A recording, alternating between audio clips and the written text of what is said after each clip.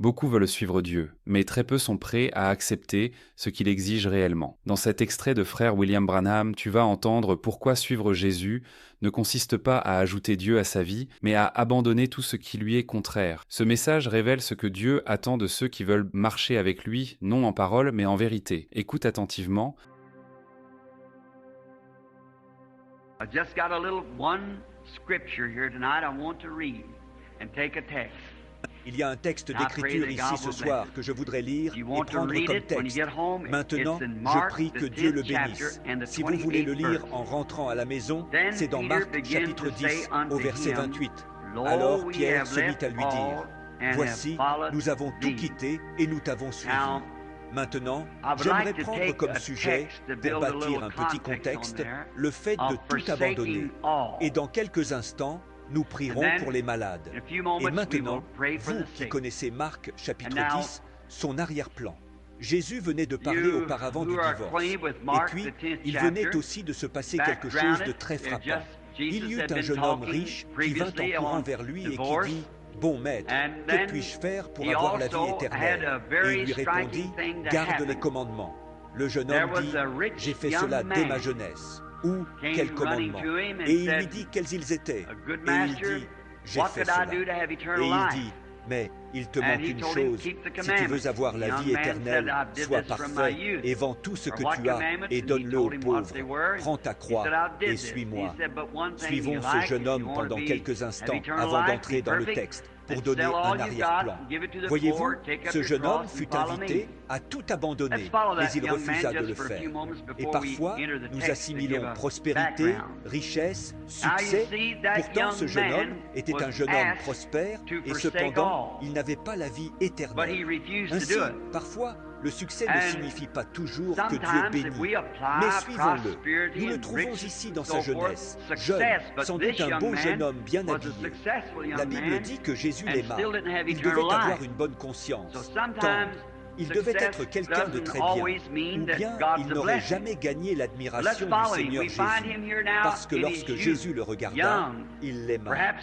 Il devait avoir une expression douce, un beau visage, un homme propre, gentleman, bien droit. Et il s'avança vers Jésus, pensant peut-être avec sincérité, et dit, « Je voudrais savoir ce que je pourrais faire pour avoir la vie éternelle. » Et quand il dut se séparer de ce qu'il avait pour avoir la vie éternelle, alors la question se posa à la porte, là où il devait décider. Et cette question est posée devant chacun de nous. Et Jésus lui demanda réellement de tout abandonner, de prendre sa croix et de le suivre. Et nous connaissons l'histoire. Il s'en alla tout triste, car il avait de grands biens. Alors Jésus se tourna et dit qu'il est difficile à un riche d'entrer dans le royaume des cieux, comme un chameau qui passerait par le trou d'une aiguille. Mais cela serait impossible aux hommes. Mais il dit, pour Dieu, ce n'est pas impossible. Suivons ce jeune chef.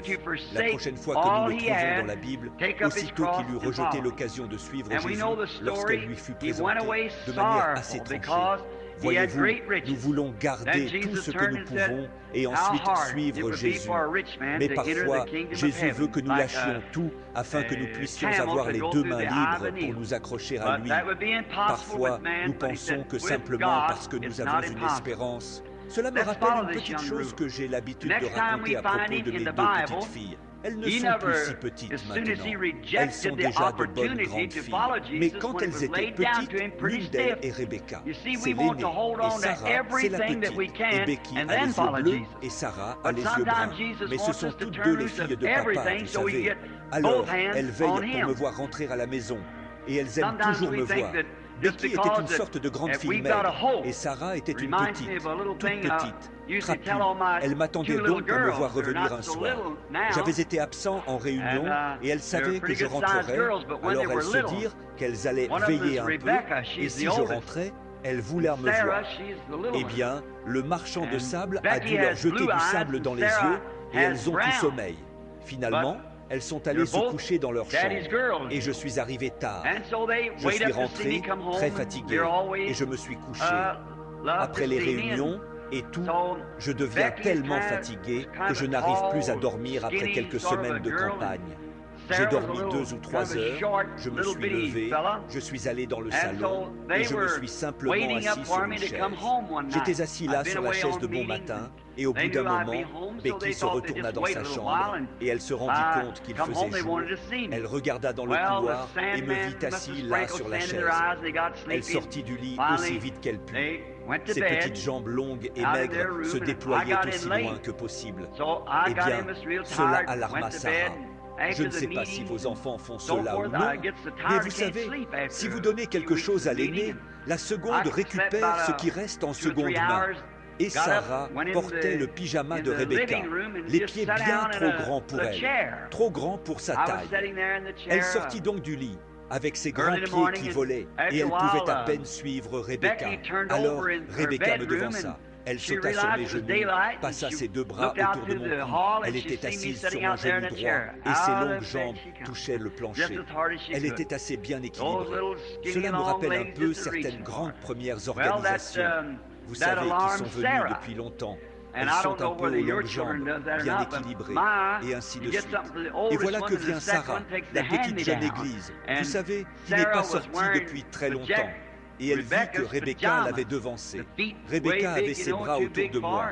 Elle regarda tout autour et dit, « Sarah, ma sœur, je veux que tu saches une chose. » Elle dit, « J'étais ici la première. » Et elle dit, « J'ai tout, papa, et il n'en reste plus pour toi. » On essaie toujours de nous dire cela, vous savez, tout le temps. Elle dit, « J'étais ici la première, et j'ai tout, papa, et il n'en reste plus pour toi. » La pauvre petite Sarah baissa la tête, sa petite lèvre tomba. Elle commença à s'en aller, les larmes dans ses grands yeux bruns. Becky avait la tête posée sur mon épaule, me serrant un peu. Je pris mon doigt, je fis signe comme ceci à Sarah et je tendis l'autre jambe. La voilà qui arriva en courant, sauta sur mon autre genou, mais elle ne pouvait pas garder l'équilibre. Ses petites jambes ne touchèrent pas le plancher, mais elle était tout de même sur le genou. Alors elle se balançait comme ça, et pour l'empêcher de tomber, je pris mes 2 bras et je les passai autour d'elle comme ceci pour la soutenir. Et je la tenais serrée contre moi, et elle posa un moment sa petite tête contre moi. Puis elle la releva, regarda Rebecca et dit, « Maintenant, Rebecca, ma sœur, je veux te dire aussi quelque chose. Il se peut que tu aies tout, papa, mais je veux que tu saches que papa m'a tout entière. Alors c'est à peu près comme cela. Nous voulons qu'il ait tout de nous. Donc, pour que cela soit possible, il nous faut simplement avancer par la foi et le croire, c'est tout. Et s'abandonner, nous ne pouvons pas l'expliquer. Il n'y a aucun moyen de l'expliquer. Nous le croyons simplement et nous le prenons comme cela. Ce jeune homme riche ne voulait pas se donner lui-même à Christ. Ainsi, il s'en alla et nous le trouvons plus tard. Il avait tellement prospéré que ses greniers étaient pleins à déborder, au point qu'il dit « Mon âme, repose-toi ». Oh, il avait prospéré en toutes choses. Il avait tellement de biens qu'il ne manquait de rien. Mais quelque chose arriva. La prochaine fois que nous le voyions, il levait les yeux en enfer et vit un mendiant au loin dans le sein d'Abraham. C'était parce qu'il n'avait pas voulu tout abandonner pour suivre le Seigneur Jésus. Alors, quand cela arriva et que ce jeune chef ne voulut pas renoncer à ce qu'il avait pour suivre Jésus, cela dut venir à l'esprit de Pierre. Je crois que c'est lui qui fit la remarque, ou posa la question, et dit, « Maintenant, nous avons tout quitté pour te suivre. Nous avons tout quitté. Regarde ce que nous avons fait. Nous avons quitté nos maisons, nous avons quitté nos familles, nous avons quitté nos terres, nous avons abandonné tout ce que nous avions pour te suivre. » Cela commença à lui venir. Peut-être avait-il été tellement emporté par l'œuvre, observant Christ et tout, que cela ne lui était jamais vraiment venu à l'esprit, qu'il avait quitté sa maison, qu'il avait quitté sa famille, qu'il avait quitté son père, sa mère. Il avait quitté tout ce qu'il avait pour suivre Jésus. Mais c'est exactement ce que Dieu exige. Abandonner tout et le suivre. C'est l'exigence de Dieu. Nous devons le faire aussi. Parfois, nous devons abandonner jusqu'à nos propres pensées. Si nos pensées à propos de quoi que ce soit sont contraires à la parole de Dieu, nous devons renoncer à notre propre manière de penser et le suivre. Et la seule manière de le suivre, c'est de suivre sa parole, de lui obéir. Et la demande de Dieu, l'exigence de Dieu, c'est que nous abandonnions tout et le suivions. Mais ce faisant, nous découvrons parfois que nous devons quitter nos amis. Bien souvent, c'est une chose difficile à faire. Maintenant, beaucoup de gens, lorsqu'ils viennent d'entrer en Christ et d'être remplis de l'Esprit, Peut-être que, comme certaines femmes, elles avaient l'habitude d'aller à une certaine soirée de jeu où elles jouaient au bunko dans le voisinage, connaissant toutes les voisines et ainsi de suite, et appartenant à certains clubs du quartier. Et elles allaient jouer au bunko. Et ces femmes, vous savez, vont dire quelque chose là-dessus. Elles ne vont pas comprendre, mais pourtant, il vous faut abandonner cela. Parce que ce n'est pas juste de jouer pour de l'argent, de jouer aux cartes. Et il vous faut abandonner cela si vous voulez suivre Christ. Parfois, les femmes dans nos églises ont l'habitude de porter des vêtements immoraux, comme les shorts et ces salopettes. Et la Bible dit que c'est une abomination à Dieu pour une femme d'enfiler de telles choses. Peu importe ce qu'elle pense, elle doit y renoncer. Parfois, nous voyons des femmes, lorsqu'elles entrent dans le chemin et sont sauvées, elles avaient l'habitude de se couper les cheveux et elles veulent être populaires comme le reste du monde. Mais elles découvrent que c'est une chose difficile, car on vous traitera de démodé. Dès que vous commencez à vous habiller comme une chrétienne, à agir comme une chrétienne, à vivre comme une chrétienne, on vous appellera démodé, mais vous devez tout abandonner. C'est une politique. Jésus l'a dit, ou plutôt l'Écriture dit, celui qui aime le monde ou les choses du monde, l'amour de Dieu n'est pas même en lui. Il faut tout abandonner. C'est là, lorsque vous êtes disposé à tout laisser et à le suivre, que si vous demeurez en moi et que mes paroles demeurent en vous, vous demanderez ce que vous voudrez, et cela vous sera accordé. Mais vous ne pouvez pas, sachant que ces choses sont mauvaises. Vous savez qu'elles sont mauvaises. La Bible est contre elles. Jouer aux cartes, fumer des cigarettes, boire, porter des vêtements immoraux et ensuite prétendre être chrétienne. Si l'esprit qui est en vous ne condamne pas cela, alors il y a quelque chose de mauvais avec l'esprit qui est en vous, parce que le Dieu qui a écrit la parole est la parole, et la parole en vous vous condamne. Elle doit le faire, et si elle ne le fait pas, vous êtes trompé. Comment le Saint-Esprit pourrait-il écrire quelque chose? Et vous vous retournez et faites le contraire et dites que le Saint-Esprit vous conduit. Vous ne le pouvez pas. Ainsi, fumer la cigarette, boire du whisky, jouer aux cartes, se couper les cheveux, porter des shorts, toutes ces autres choses sont mauvaises, pécheresses, et vous n'arriverez jamais à rien tant que vous ne les abandonnerez pas. Cela s'infiltre dans le milieu pentecôtiste. Honte à vous. Vous devriez avoir honte. Pas étonnant que nous ne puissions pas avoir un réveil mondial. Pas étonnant que nous ne puissions pas avoir un réveil pentecôtiste. Quelque chose est arrivé. C'est vrai. Nous avons baissé la garde. Des choses surviennent qui ne devraient pas survenir. C'est pourquoi vous devez tout abandonner pour suivre Christ. Vous devez renoncer à vos propres idées. Vous devez vous aligner sur sa parole. Et jamais le Saint-Esprit ne reniera une seule parole qu'il a prononcée. Et la Bible est écrite par le Saint-Esprit. La Bible le dit. Et si les paroles de la Bible sont Dieu, au commencement était la parole était avec Dieu, et la parole était Dieu, et la parole a été faite chair et a habité parmi nous. Maintenant, la parole est faite esprit, habitant en nous, car je serai avec vous, même en vous, jusqu'à la fin du monde. La consommation. Maintenant, ce même Dieu qui a écrit la Bible est en vous. Vous n'êtes plus à vous-même. Vous êtes mort aux choses du monde. Vous êtes mort à vos propres pensées, et que la pensée qui était en Christ soit en vous. Là, alors vous avez tout abandonné pour le suivre. Non pas vos propres pensées, ce qu'il dit. Non pas ma volonté, mais la tienne, Seigneur. Alors, vous commencez à vous aligner sur la parole de Dieu. On pourrait rester là longtemps, mais voyons un peu plus loin. Mais vous dites, qu'est-ce que je reçois, moi, en abandonnant tout? Qu'est-ce que je reçois? Vous pouvez vous attendre à ce que le monde se moque de vous. Vous pouvez vous attendre à ce que le monde vous appelle de toutes sortes de noms déshonorants. Ils vous traiteront de tout ce qu'ils peuvent. Vous serez méprisés et rejeté.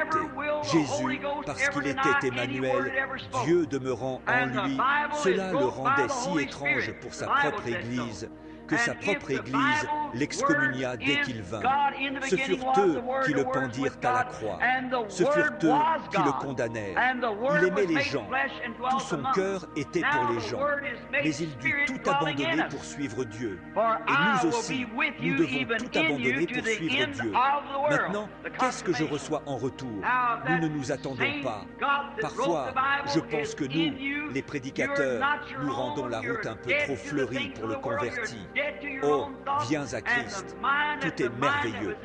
Mais vous voyez, ce n'est pas ainsi dans le sens où tout serait un lit de roses. Parce qu'aucun chrétien, la Bible dit, tous ceux qui veulent te vivre pieusement en Jésus-Christ seront persécutés. Ainsi, si vous ne souffrez pas de persécution pour l'amour de Christ, alors il y a quelque chose qui ne va pas. Si le diable n'est pas après vous, c'est qu'il vous a. C'est tout. Parce que tant qu'il est à vos trousses, c'est le signe qu'il ne vous tient pas encore. Mais s'il n'est pas après vous, c'est le signe qu'il vous a déjà. Alors souvenez-vous, tant qu'il tire sur vous, c'est que vous avez encore quelques pas d'avance. Continuez simplement. Mais tous ceux qui veulent vivre pieusement en Jésus-Christ seront persécutés. Il a dit, réjouissez-vous et soyez dans l'allégresse, car c'est ainsi qu'ils ont persécuté les prophètes qui ont été avant vous. C'est exact. N'allez pas avec le visage abattu en disant, eh bien, je n'aurais peut-être pas dû faire cela. Je ne peux pas supporter que quelqu'un parle de moi et dise que je suis démodé, que je suis ceci, cela ou autre. Oh, vous devriez être dans une grande joie, heureux à cause de cela, parce que vous pouvez porter l'opprobre de son nom. Et en gardant ses commandements, cela vous amène à faire cela. Mais je veux aussi dire ceci, pour aller vite autant que possible. Dieu ne sera en aucune manière redevable envers un homme. Dieu ne sera le débiteur de personne. Si vous avez fait cela pour Dieu, tout abandonné, Dieu vous le rendra au centuple. C'est vrai. Dieu vous le rendra. Vous quittez les choses du monde, le monde et les choses du monde, et Dieu vous le rendra multiplié tant de fois. Combien ici peuvent en témoigner ce soir? Eh bien, nous savons tous que Dieu paie.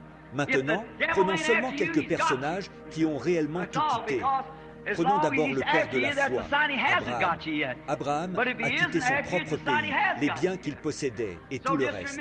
Il fut appelé à sortir de Chaldée, la ville d'Ur, et il a abandonné son pays, sa maison, son peuple et tout pour suivre Dieu. Il a dû tout quitter, laisser derrière lui. Il abandonna sa terre, ses biens là-bas en Chaldée, à Ur. Il abandonna ses biens et Dieu lui donna tout le pays promis. Dieu rembourse avec beaucoup d'intérêt. Il le fit monter là-haut ce jour-là où il le rencontra. Il dit, « Lève-toi, Abraham, regarde à l'est, au nord, au sud, à l'ouest. Je te donne tout, tout est à toi. » C'est cela qui ne va pas chez les chrétiens aujourd'hui. Dieu nous le donne, mais nous avons peur d'aller voir ce que nous possédons. Quand vous devenez chrétien, vous êtes héritier de chaque promesse de la Bible. C'est vrai, tout ce que Dieu a promis est à vous. C'est comme une grande galerie marchande et par un seul esprit, nous sommes tous baptisés dans cette galerie qui est Christ. Eh bien, si quelqu'un me donne quelque chose, je vais regarder partout pour voir ce que je possède. Je pense que c'est ce que les chrétiens devraient faire ce soir. Découvrir ce que vous avez. Si quelque chose est un peu trop haut et que je ne peux pas l'atteindre, je me procure une échelle et je grimpe. Et si quelque chose semble un peu hors de portée dans la Bible, que Dieu a promis, je resterai à genoux et je gravirai l'échelle de Jacob jusqu'à ce que je l'atteigne, parce que c'est à moi, Dieu me l'a donné. Si la guérison divine est promise dans la Bible et que je suis malade, je resterai là parce que Dieu me l'a donné, parce que c'est une promesse. Dieu a promis que si je renonçais au monde, je resterais là jusqu'à ce qu'il me la donne, parce qu'il l'a promise. Si Dieu a promis de me donner les désirs de mon cœur, et que le désir de mon cœur est juste, je resterai là jusqu'à ce que Dieu me le donne, parce que c'est une promesse. Et j'ai tout quitté du monde. Je veux marcher à sa suite, et il paiera. Je sais que c'est la vérité. C'est exactement vrai. Qu'a-t-il fait? Il a quitté son pays, sa patrie, et Dieu lui a donné toute la province, ou bien tout le continent de la Palestine. Il a quitté son petit lopin de terre là-bas, peut-être un acre où se trouvait sa maison et sa vieille maison, pour recevoir tout ce qu'il y avait en Palestine. Bien, mais la première chose qu'il dut faire, ce fut de se séparer. Il se sépara de son peuple, de tous ses bien-aimés, de ses anciens compagnons avec qui il courait autrefois, de ses amis d'enfance qui étaient descendus de Babylone avec lui, et de tous ses frères, sœurs et tous ses amis qu'il connaissait, ses associés. Quand Dieu l'appela, il dit, « Sépare-toi de ta parenté, éloigne-toi de tous. » C'était difficile, mais il se sépara de tous ses proches. Pourquoi? Parce qu'ils n'auraient pas été d'accord avec lui. Pouvez-vous les imaginer d'accord avec lui, un vieil homme de 75 ans ici, avec une femme de 65 ans, disant « Tu sais quoi, j'ai rencontré Dieu là-dehors, et il m'a dit que nous allons avoir un bébé maintenant avec Sarah. » Eh bien, son ami médecin aurait dit « Ce vieil homme a perdu la raison, mais il avait déjà acheté les épingles et le linge et tout le reste, se préparant pour cela, parce qu'il savait qu'il allait l'avoir. » C'est vrai, rien à redire. Pourquoi ? Dieu le lui avait promis. Et si cette bande de gens voulait rire de lui et penser qu'il avait perdu la tête, ils font la même chose avec tout croyant. Tous les enfants d'Abraham passent par la même chose. C'est vrai. Parfois, votre Église va même vous exclure. Vos clubs, les lieux où vous appartenez, vos fraternités dans le voisinage, vos associés, parfois votre fiancé ou votre fiancée vous laisseront tomber. Mais Dieu exige que vous abandonniez tout pour le suivre, quitter tout ce qui lui est contraire et le suivre. Or, Abraham, en quittant son peuple, qu'obtint-il en retour? Qu'est-il venu par-dessus cela? Il devint le père de plusieurs nations. Dieu fit de lui le père de plusieurs nations. Quoi? Littéralement, qu'avait-il abandonné? Puis regardez ce qu'il devint. Jésus dit, « Celui qui aura quitté pour moi père, mère, etc. » Regardez ce qu'Abraham reçut en abandonnant tout pour le suivre. Oui, monsieur, père de plusieurs nations. Mais d'abord, il dut se séparer de toute incrédulité, et même de son frère d'église tiède, Lot. Il dut se séparer de cela. De tout ce qui est entaché d'incrédulité, vous devez vous en séparer. Tout ce qui, même si c'est un credo, si vous êtes dans une église et que tout ce sur quoi vous comptez, c'est un credo, et que vous ne croyez pas la parole, et que la parole est contraire au credo, il vous faudra renoncer à cela. Vous devrez tout abandonner. Et Dieu ne bénit jamais Abraham tant qu'il ne lui eut pas obéi totalement. Abraham voulait emmener son père. Le vieil homme fut une gêne tout le temps. Finalement, il mourut. Puis Lot, avec ses disputes et tout, et dès qu'Abraham obéit pleinement à Dieu et se sépara, et laissa Lot descendre là-bas vers les bonnes terres où il voulait, là-bas à Sodome, alors Dieu apparut à Abraham et dit, « Lève les yeux, je te donne le tout. » Abraham était celui qui s'était séparé. Il était celui qui avait tout abandonné pour suivre Dieu. Et il est le père de la foi. C'est lui que nous considérons comme le fidèle. La promesse fut faite à Abraham et à sa postérité. Nous, étant morts en Christ, nous sommes la postérité d'Abraham, héritiers avec lui selon la promesse. Israël abandonna l'Égypte. Ils quittèrent la vieille terre là-bas en Égypte pour recevoir quoi? La Palestine. Ils sortirent de cet affreux endroit en Égypte, de sous les maîtres esclavagistes, et il y a beaucoup de gens aujourd'hui, de jeunes femmes là-dehors dans la rue, qui fument, qui boivent. Comme nous l'avons entendu l'autre jour à la radio, la police dut venir arrêter cette bande de jeunes femmes là-bas dans la rue. Elles devinrent folles. Cet ancien esprit du diable les saisit avec cette nouvelle danse, ce boogie-woogie, ou comme ils l'appellent, dans la rue. Elles devinrent folles dans leur esprit. Voyez-vous, vraiment, si une jeune fille a un grain de décence en elle, elle ou un jeune homme, l'un ou l'autre, cette chose est un maître esclavagiste qui les pousse à faire cela. Vous abandonnez cela et Dieu vous donnera une danse. Oh là là, il le fera certainement. Il vous en donnera une si vous voulez simplement renoncer à cela. Mais il vous faut laisser toutes ces choses pour l'avoir. Vous ne pouvez pas continuer avec les deux. Ils reçurent la Palestine, Abraham lut, où Israël lut. Ils reçurent la Palestine pour pays. Ils quittèrent la vieille terre en bas et reçurent la Palestine, pays où coule le lait et le miel. Oui, monsieur, qu'ont-ils quitté? Ils quittèrent les soleils brûlants sous les maîtres d'Égypte. Qu'ont-ils reçu pour avoir quitté ce soleil brûlant? Ils marchèrent dans la lumière de la colonne de feu. Ils quittèrent ce soleil brûlant là-bas pour marcher à la lumière de la colonne de feu de Dieu. Quel échange! J'aimerais faire un tel échange, n'est-ce pas? Qu'une colonne de feu remplace la lumière naturelle du soleil, où ils étaient frappés par les maîtres esclavagistes, pour sortir et marcher à la lumière de Dieu sous la puissance du Saint-Esprit, une colonne de feu qui les conduisait vers un pays promis. La même chose aujourd'hui. Quittez la lumière de ce monde, les choses qui appartiennent au monde, pour marcher à la lumière de Dieu. Elle vous conduit au pays promis. Ils quittèrent aussi les vieilles marmites d'ail de l'Égypte, les marmites de viande là-bas en Égypte. Qu'obtinrent-ils en quittant les marmites de viande? Ils eurent la nourriture des anges. La manne descendit du ciel pour remplacer l'ail. Maintenant, si vous n'avez jamais mangé autre chose que de l'ail, laissez-moi vous dire ceci. Dieu a un ciel plein de nourriture d'anges pour vous nourrir. C'est vrai. La nourriture des anges, voilà ce qu'ils reçurent au lieu de cela, au lieu du vieil ail d'Égypte. Ils quittèrent les eaux boueuses d'Égypte. Qu'eurent-ils là-dehors? Pour boire aux rochers frappés dans le désert, aux eaux cristallines, pures de Dieu. Ils quittèrent les vieilles eaux boueuses d'Égypte, les vieilles eaux boueuses dénominationnelles renversées. C'est ce que nous devons faire parfois aujourd'hui. Quitter ce vieux credo et cette dénomination qui disent « Les jours des miracles sont passés », ces types-là sont fous, ce ne sont qu'une bande de hurleurs saints. Laissez cette chose derrière vous et venez ici boire à une fontaine remplie du sang d'Emmanuel, où les pécheurs plongés dans le flot perdent toutes leurs taches de culpabilité. Oui, monsieur, laissez cette vieille eau boueuse mêlée de doutes, de frustrations, de disputes, de querelles et tout le reste. Allez la nuit préparer une soupe et faire bouillir un vieux poulet et le vendre 50 cents l'assiette pour payer le prédicateur.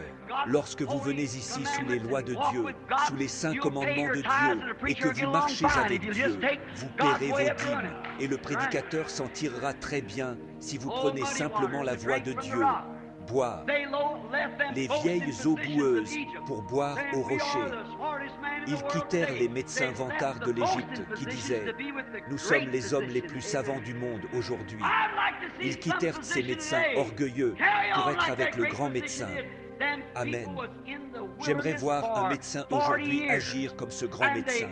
Ces gens furent dans le désert pendant 40 ans et ils en sortirent sans qu'il y eût un infirme parmi eux. Il n'y avait pas un infirme parmi eux. 40 ans. Il y avait plus de 2 millions de personnes qui sortirent à ce moment-là. Combien de bébés naissaient chaque nuit? Combien de malades? J'aimerais aller voir le docteur Moïse et regarder dans sa sacoche pour voir quelle sorte d'ordonnance il leur donnait. N'aimeriez-vous pas voir cette ordonnance? J'imagine qu'il y a beaucoup de médecins qui aimeraient jeter un coup d'œil à cette ordonnance. Eh bien, je peux vous le dire, je l'ai lu. Voulez-vous que je vous dise ce que c'est? Je suis l'Éternel, qui guérit toutes tes maladies. C'est tout ce qu'il avait. C'est tout ce dont il avait besoin. Car ils avaient quitté les médecins vantards pour être avec le grand médecin. Oui, monsieur. Ils avaient quitté là-bas les gens qui disaient que les jours des miracles sont passés, qu'il n'y a plus de miracles. Ils quittèrent cela pour quoi faire? Que firent-ils alors? Pour se trouver en pleine présence, là où des miracles se produisaient jour après jour. Amen. Les gens aujourd'hui qui disent qu'il n'existe pas une chose comme les miracles, il y a quelque chose qui ne va pas dans leur esprit. C'est vrai. Une personne m'a dit une fois, « Je ne me soucie pas de ce que tu feras.